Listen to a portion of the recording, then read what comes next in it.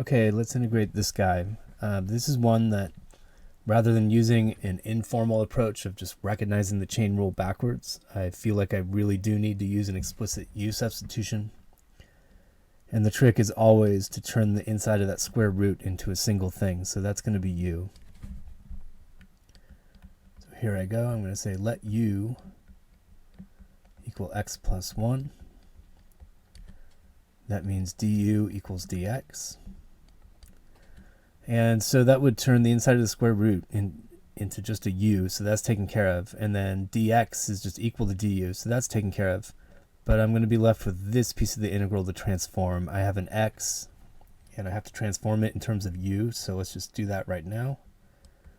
Solve for x in this, this definition that you made for the substitution, and I get u minus 1.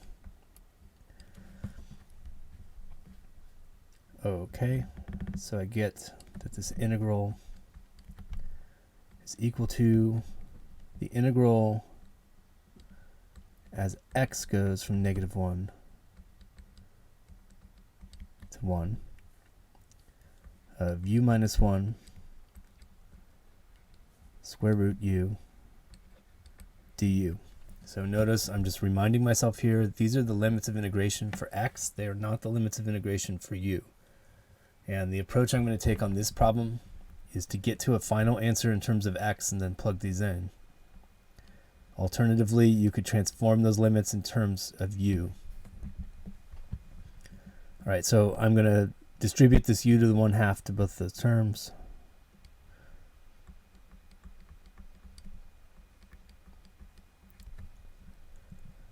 And I get u to the 3/2 minus u to the 1/2 du.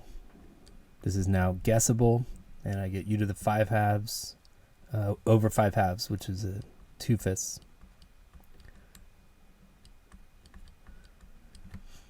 The second term, u to the 3/2 over 3/2, so 2/3 u to the 3/2. The whole thing will be evaluated across these limits of integration. So again, those are limits on x, those are not limits on u, so I have to continue and replace u with its definition as x plus 1.